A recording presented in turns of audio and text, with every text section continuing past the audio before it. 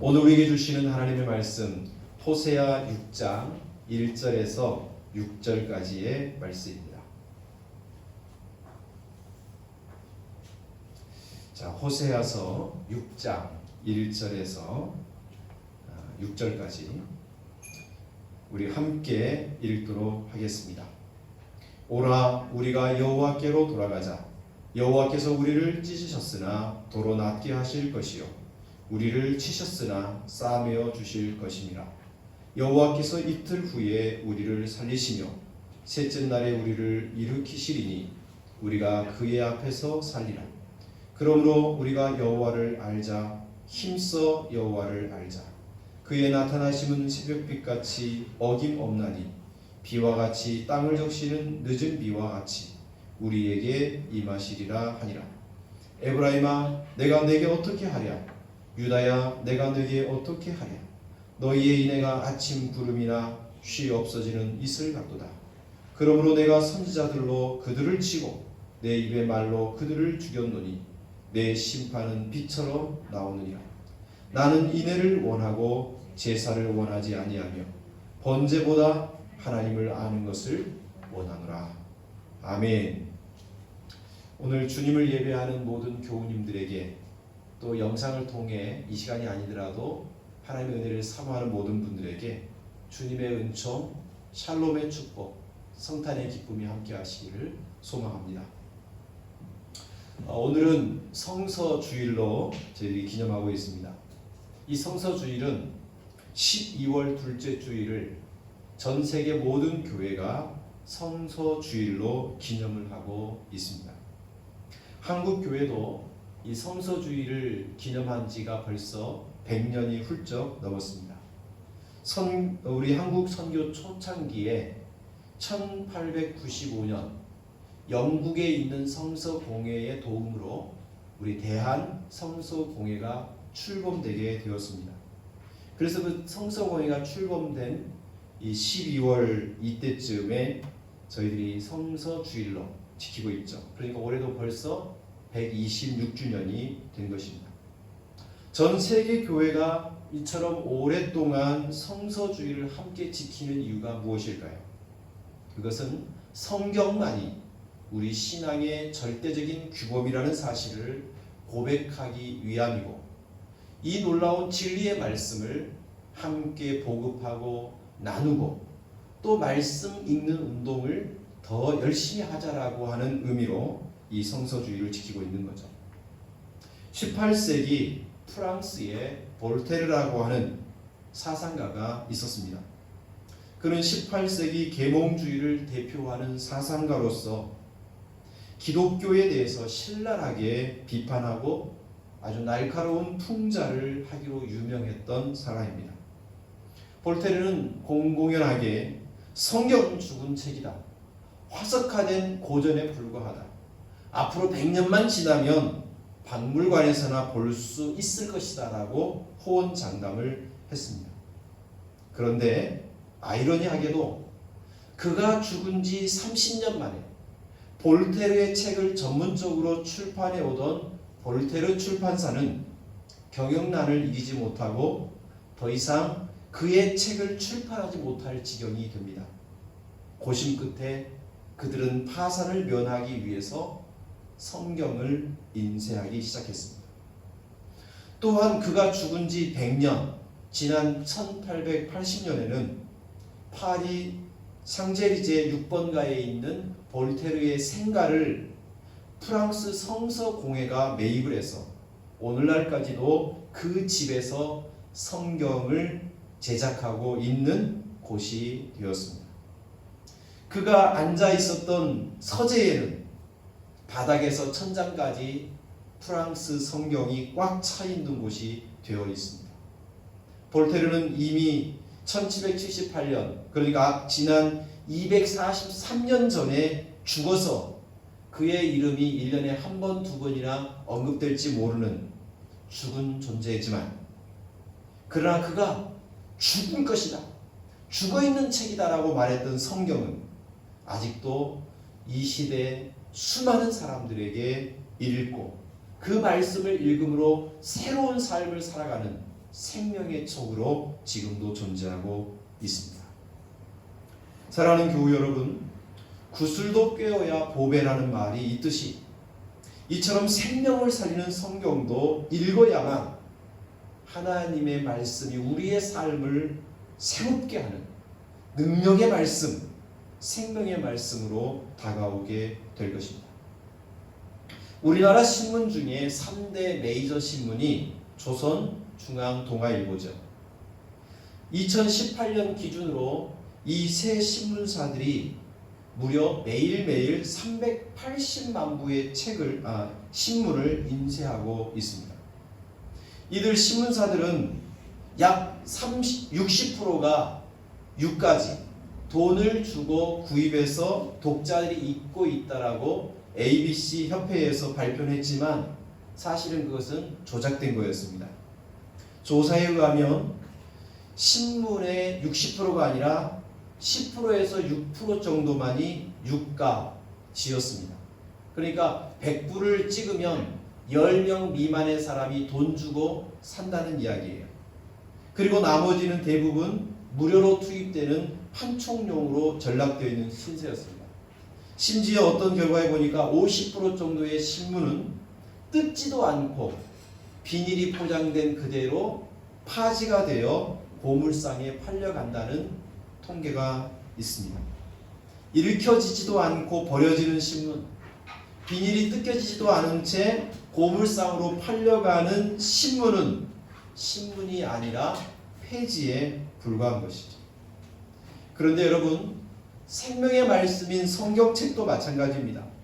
우리가 하나님의 말씀으로 믿고 있는 성경이 아무리 많이 제작되고 보급된다 한들 사람들이 읽어주지 않는다면 볼테의 말처럼 죽은 책에 불과할 수밖에 없는 것이고, 덮어두기만 하면 그것은 2000년, 3000년 전에 기록된 화석화된 책에 불과할 것이며, 들고 다니기만 한다면 그리스도인들의 액세서리에 불과한 그런 장식품으로 전락하게 될 것입니다.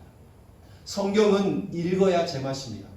성경을 듣고 공부하고 그 말씀을 가까이 할 때 우리의 양식이 되고 우리 영혼의 피와 살이 되고 우리 심령과 골수를 찔러 쪼개는 하나님의 날카로운 날이 되고 우리를 살리는 운동력 있는 살아있는 하나님의 말씀으로 경험되게 될 것입니다. 그러기에 여러분, 세계 최고의 베스트셀러인 이 성경을 다른 사람에게만 맡겨두지 마시고 내가 읽어야지, 그 베스트셀러를 내가 경험해야지, 그런 마음을 오늘 다시 한번 경험할 수 있기를 진심으로 소망합니다.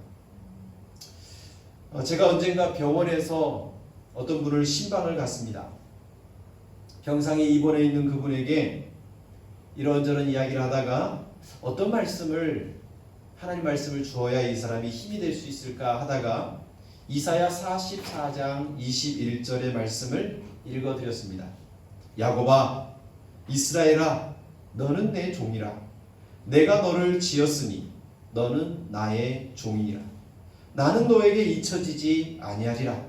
내가 내 허물을 구름같이 내 죄를 안개같이 없이 하였나니 이제 너는 나에게로 돌아오라. 내가 너를 구속하였느니라. 그분이 제가 읽어준 이 말씀을 가만히 듣더니 신방을 마무리 지어야 할 즈음에 매우 진지하게 심각한 표정으로 이렇게 말합니다. 목사님, 성경에 이런 말씀도 있었습니까? 실은 제가 그분의 말씀을 듣고 깜짝 놀랐습니다. 그분의 나이가 60이 훨씬 넘었고 그 나이만큼 신앙생활을 해 오셨던 분인데 그 말씀을 한 번도 들어보지 않은 것처럼 반응하는 그 모습이 저에겐 적지 않은 충격이었습니다. 물론 평생을 신앙생활 해오면서 어찌 그 말씀을 처음 들었겠습니까? 아마도 그전에는 건성으로 들었던 것이 병원 침대에 누워있고 보니까 그 말씀이 생생하게 예전과는 다른 느낌으로 다가왔기 때문에 그렇게 반응했으리라 제가 이렇게 해석을 해봅니다. 그러나 그런 말씀도 있었어요, 이렇게 말하는 분이 그분만이 아니라 종종 경험하게 되면서 참 우리 한국교회 성도들이 성경을 의외로 많이 읽지 않는구나 라는 생각을 더 하게 됐습니다. 반면에 어떤 분은 성경 말씀을 전혀 읽지 않았던 사람이 성경의 한 구절 때문에 그의 삶이 새롭게 되었다고 고백하는 분들도 있습니다. 어느 목사님의 설교를 듣다가 이런 예를 이야기하는 걸 들었습니다. 어떤 한 분이 친구에게 이끌려서 마지못해 정말 본의 아니게 예배에 끌려서 참석했다고 합니다. 그런데 그 예배를 시작하는 목사님이 예배를 시작하면서 성경을 낭독하는데 그 낭독하는 성경인지도 몰랐는데 가슴에 와 닿았다는 거예요. 내 날이 연기같이 소멸하며 내 뼈가 숯같이 탔습니다. 나의 탄식 소리로 말미암아 내 살이 뼈에 붙었습니다. 나는 광야의 올빼미 같고 황폐한 곳의 부엉이 같습니다. 내가 밤을 새우니 지붕 위에 외로운 참새 같습니다. 성경에 이런 구절이 있다는 사실을 이분은 전혀 몰랐어요. 그런데 마치 한 편의 시처럼 자신의 지금 힘들고 아픈 상황을 그대로 대변해주는 이 이야기가 자신의 가슴에 꽂히면서 그 말씀 때문에 자신도 모르게 예배를 시작하는 순간 눈물이 흐르게 되고 그 눈물을 흘리는 내내 예배를 마치고 나서 그래 내가 이 신앙생활을 시작했구나 결단하고 그날로 등록을 했다는 거예요. 그러면서 그분이 지금 안양의 어느 한 교회의 원로 장로시다라고 이야기하는 것을 제가 들었어요. 여러분 성경을 몰라도 성경 한 구절이 우리의 삶에 꽂히게 되면 그로 인하여 삶이 변화된다는 것을 우리가 간증을 통해서 보게 되는 거죠. 여러분 이처럼 하나님의 말씀은 읽을 때, 들을 때, 그리고 그 말씀이 내 가슴에 와 닿을 때, 아, 그렇구나. 성경은 생명의 말씀이구나. 그런 경험을 한 사람만이 신앙생활의 재미와 또 신앙의 건강함이 무엇인지, 그리고 올바른 그리스도인이 무엇인지를 고민하며 또 말씀을 통해 더욱 성장해가는 사람이 될 것입니다. 여러분 오늘 본문 말씀은 호세아 선지자가 타락한 북쪽 이스라엘 백성들을 향하여서 참된 신앙을 회복하기 위해 우리가 무엇을 해야 되는지를 호소하는 이 내용입니다. 여러분 여호와께로 돌아가는 신앙, 하나님이 기뻐하는 신앙을 위하여 북쪽 이스라엘 민족이 가장 먼저 해야 될 일이 무엇이었는가? 오늘 3절과 6절 말씀을 한번 보시지요. 우리가 여호와를 알자, 힘써 여호와를 알자라고 외쳐요. 6절에 보면 나는 인애를 원하고 제사를 원하지 아니하며 번제보다 하나님을 아는 것을 원한다라고 호세아 선지자의 입을 대신하여 하나님께서 진정 바라시는 것이 무엇인지를 알려주고 있습니다. 제사보다 번제보다 하나님을 아는 것을 원하신다. 여러분 이것은 하나님은 절대 맹목적으로 예배하는 것, 그냥 형식적으로 제사하는 것보다 그분을 이해하고 그분의 뜻을 알고 예배하기를 원하신다라고 하는 말씀이죠. 여러분 신앙생활이라고 하는 것은 하나님을 알아가는 신앙이 그게 바로 신앙의 생활이죠. 교회 다니는 것 그리고 봉사하는 것 그것도 신앙생활의 일부이지만 그런 과정들을 통해서 궁극적으로는 하나님을 알아가는 거예요. 여기서 안다라고 하는 이 표현은 경험한다는 것입니다. 하나님을 알되 지식적인 의미만이 아니라 지식을 넘어 의식적이고 우리의 삶의 모든 영역에서 주님을 경험해가는 삶. 그래서 하나님이 이런 분인 것을 내가 알려줄 수 있는 사람이 되어가는 것, 그게 신앙생활이죠. 예배에는 신앙의 꽃이라고 할 수 있습니다. 그럼에도 불구하고 이 예배에 하나님을 아는 것이 없다면 그것은 하나님이 기뻐하는 예배가 아니라는 거죠.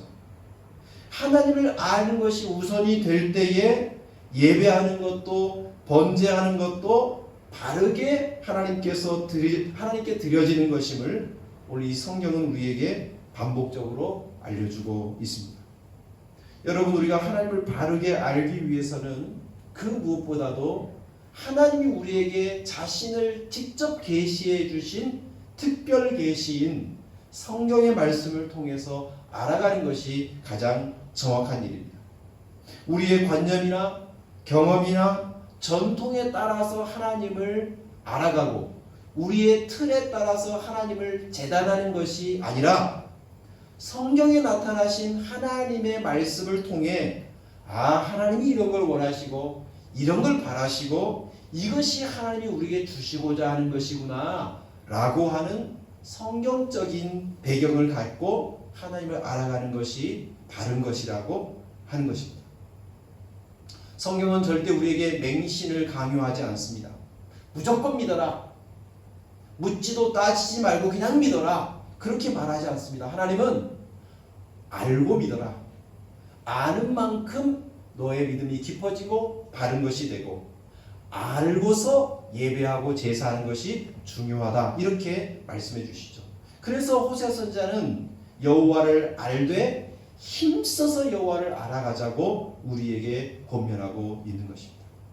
그러니 신앙생활에서 하나님을 알아가는 것, 하나님을 배워가는 것, 하나님을 체험해 가는 것보다 우선될 수 있는 것은 없는 거죠.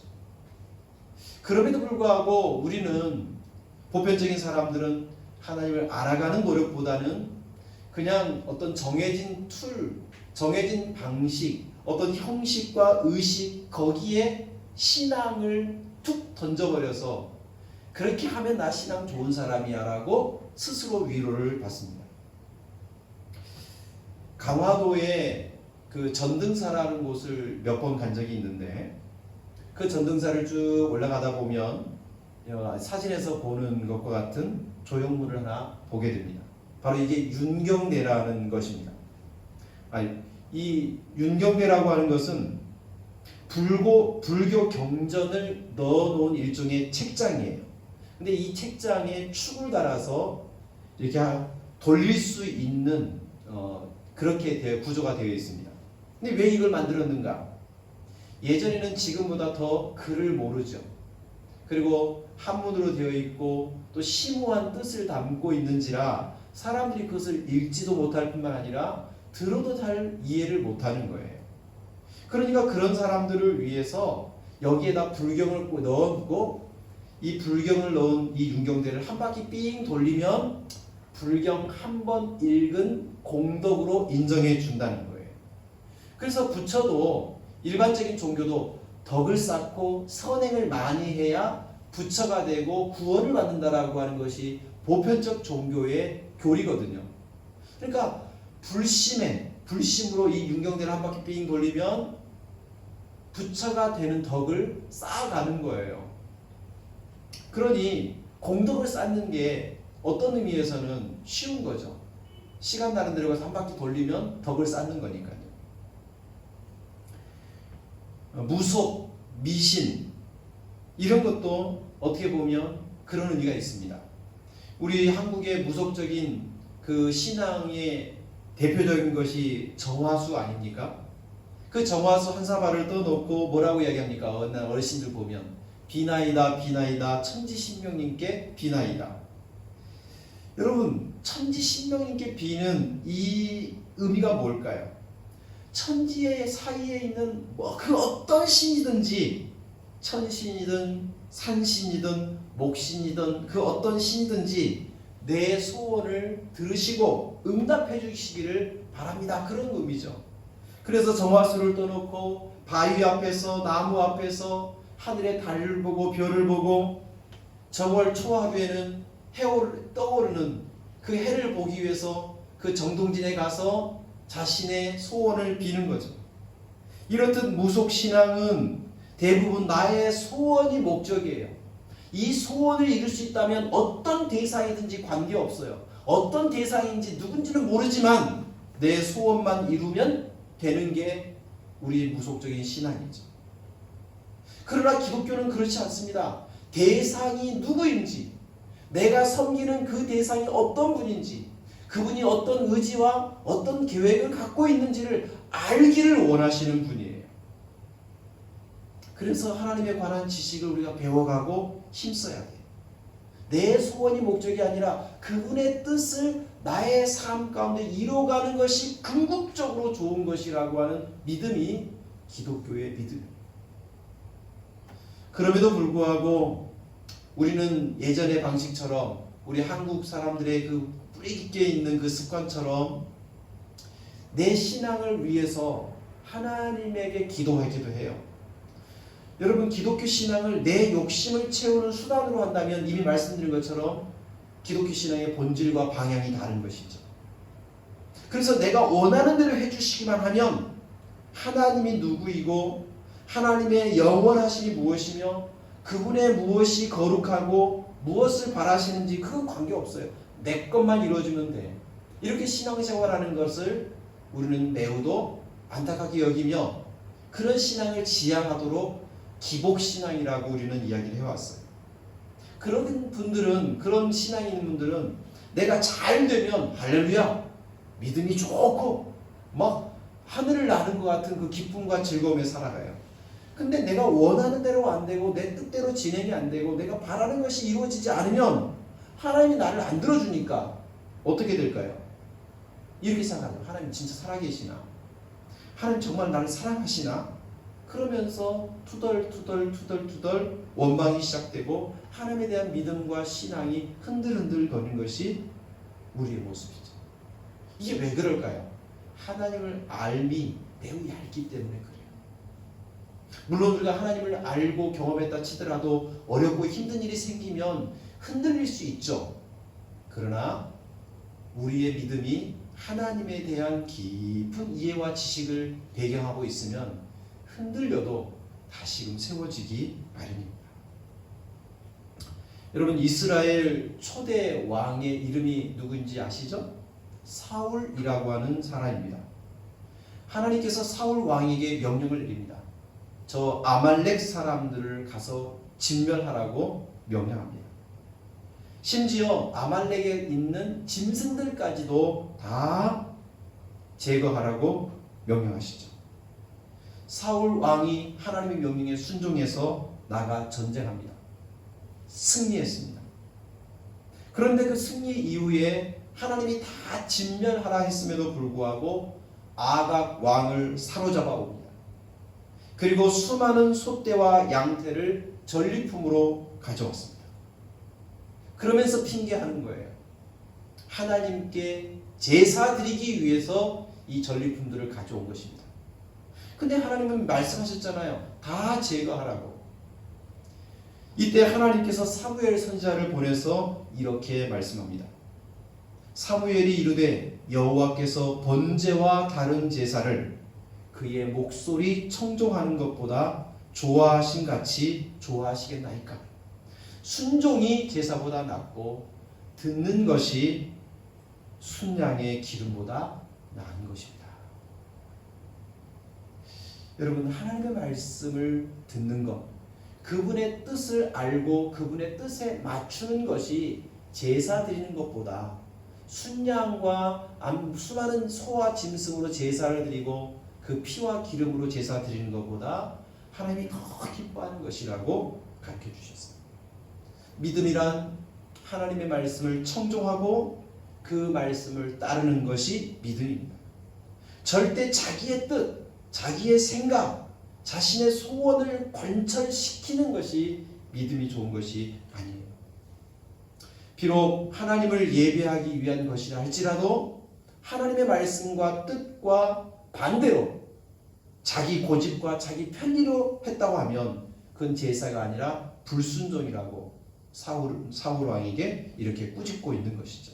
그러기에 오늘 우리는 하나님이 기뻐하는 예배를 드리는 예배자, 이 여기서 한 걸음 더 나아가 하나님의 말씀에 순종하는 순종자로 나아가는 것이 참으로 믿음의 사람인 거죠. 오늘 이 코로나 시대에 현장에서 예배드리는 것이 참 어렵지만 또 어떻게 보면 이제 집에서 예배드리는 것이 너무 이제 익숙해서 이제 옷을 챙기고 시간을 준비하고 우리 집사님도 나오고 보니까 오늘 그냥 기름 바르고 이렇게 준비돼서 나오는 것도 어떻게 보면 참 이렇게 좀 더 정성이 필요해요. 하나님에 대한 사랑이 필요해요. 그래요. 그런 마음으로 하나님께 예배드리면 참 기뻐하신 거예요. 그러나 예배로 신앙의 끝이 아니라 그래 예배자로 나왔으니까 이제 하나님이 말씀하시는 그 말씀을 듣고 순종하는 자리까지 가야지 라고 하는 것이 참으로 올바른 믿음의 태도라는 것을 깊이 마음에 새겼으면 좋겠습니다. 여러분, 하나님은 고도로 지성적인 분이십니다. 우리가 하나님을 닮았다고 그러잖아요. 우리 인간은 하나님의 형상대로 지었다고 그러잖아요. 하나님의 형상대로 지음받았다는 말은 하나님을 닮았다는 이야기예요. 근데 하나님께서는 어떤 분입니까? 그분은 굉장히 지적인 분이십니다. 하나님은 그 지성을 가지신 뛰어난 지혜와 지식을 가지신 분이기 때문에 그것을 우리도 닮아서 우리도 지식을 추구하고 알아가는 게 즐겁고 뭔가 새로운 것을 발견해가는 것이 막 인생의 기쁨이 되고 희열이 되기도 해요. 그러니 오늘 우리도 하나님께서 그렇게 지혜와 지식의 하나님인 것처럼 우리도 하나님을 알아갈수록 더 지혜와 지성이 넘치는 사람이 되어야 되겠죠. 여러분, 하나님은 절대로 반지성주의, 하나님을 알아가고 공부하고 연구하고 고민을 품고 의문을 품고 그것을 해결해가는 이런 것을 너 진짜 좀 나를 괴롭힌다. 왜 그렇게 고민해? 그럴 필요 없어. 그냥 믿어. 하나님 그렇게 하지 않으세요. 하나님 앞에 진심으로 하나님, 나 이걸 좀 더 알고 싶습니다. 왜 이게 이렇게 되는지 좀 이해가 안 됩니다. 그런 마음을 품는 것을 어떠면 당연하게 받으시는 분이에요. 그런데 그런 과정을 통해서 이제 하나님을 알아갈 때 어떻게 알아가느냐? 그것은 하나님이 자기 자신을 알려주신 바로 이 성경을 통해서 알아가는 거예요. 그러기에 여러분, 이 성경을 통해서 우리가 읽고 나름대로 연구하고 또 하나님 궁금한 것에 대해서 기도하면서 하나님께 믿음으로 나아가면 하나님은 그렇게 믿음으로 의문을 품고 다가가는 사람들을 떨쳐버리시는 분이 아니라 이해되게 해주시고 믿음으로 소화되게 해주셔서 그 의문이 확신으로 변하도록 이끌어주시는 분이에요. 그러기에 여러분, 지금까지는 어떨지 치더라도 다시 한번 정말 하나님을 알아가는 것이 중요한 신앙의 포인트니까 성경을 통해 읽고 고민하고 연구해가면서 하나님을 배우고 알아갈 수 있기를 진심으로 소망합니다. 기독교 신앙은 다시 말씀드리지만 무턱대고 믿는 게 아니에요. 어떤 의미에서는 모르면 못 믿는 겁니다. 믿습니다를 주문처럼 반복한다고 믿어지는 것이 아니라 믿음을 더 강화시키기 위해서라도 배워가고 알아감이 필요해요. 여러분, 믿음이란 어떤 대상에 대한 신뢰를 이야기합니다. 그 사람에 대한 알미 없이 우리는 믿을 수 없어요. 알지도 못하는 사람을 믿지도 못하고 생판 모르는 사람과 결혼할 수도 없는 거잖아요. 모르는 사람을 만났어도 만나고 교제하면서 알아가니까 신뢰가 가고 신뢰가 깊어지니까 사랑이 되어서 한 몸이 될 수 있는 것 아니겠습니까? 하나님도 똑같습니다. 하나님을 알아가는 것, 그래서 믿어가는 것, 그래서 사랑하는 것, 우리 하나님 그렇게 우리를 이끌길 원하세요. 만약 하나님을 모른다면 우리의 신앙은 망한 것이 될 것입니다. 그래서 오늘 우리가 읽었던 호세아 4장 6절 말씀은 내 백성이 하나님을 아는 지식이 없어서 망하는도다라고 경고하신 겁니다. 하나님을 모르면, 하나님을 모르고 그냥 신앙생활하면 시간이 지났을 때 망했네. 하나님을 경험하지 못하고 그분을 더 사랑하지 못한 채 그냥 신앙생활하면 시간이 지났을 때 허무하네 라고 끝나는 거예요. 지난 수요일 날 우리가 잠시 말씀을 읽고 나누면서 살폈던 하박국 1장 3절의 말씀에 보면 하나님의 말씀의 법이 해이해지면, 율법이 해이해지면 정의가 실행되지 못하고 악인이 득세하고 망하게 되는 것이라고 우리가 말씀을 나눴습니다. 여기 하박국 1장 3절에 율법이 해이하다라고 하는 이 해이하다라는 이 단어가 마비되다, 감각이 없어지다라는 의미라고 말씀을 드렸죠. 여러분, 우리가 하나님 말씀을 읽고도 그것이 무엇인 의미인지를 이해하지 못하고 그 하나님의 말씀에 대한 순종의 길로 나아가지 못하고 마비되어 버린 상태가 된다면 우리의 신앙도 결국 바르게 세워질 수 없고 망하는 것이 되고 마는 것입니다. 여러분, 신앙생활은 근본으로 돌아가는 거예요. 근본으로 돌아가자. 이것이 어떤 의미에서는 1617년 종교개혁의 기치였습니다. 교권, 그러니까 모든 교회의 어떤 권위, 어떤 규범이 교황에게 있다라고 하는 것이 카톨릭의 가르침이에요. 그래서 성경도 교황이 해석하는 것이 진리고 교황이 일러주는 대로 믿어야만 바른 신앙이라고 생각했어요. 그러나 종교개혁자들은 교황이 최고의 교권자가 아니라 교황 위에 성경이 존재한다. 교회는 성경에 기초하여 세워진 것이지 교황이 기초가 아니다. 바로 성경이 우리 신앙의 최고의 규범이고 성경이 이야기하는 대로 우리가 신앙생활이 되어야 된다. 그러니 돌아가자. 어디로? 성경으로 돌아가자. 그것이 종교개혁의 부르심이었습니다.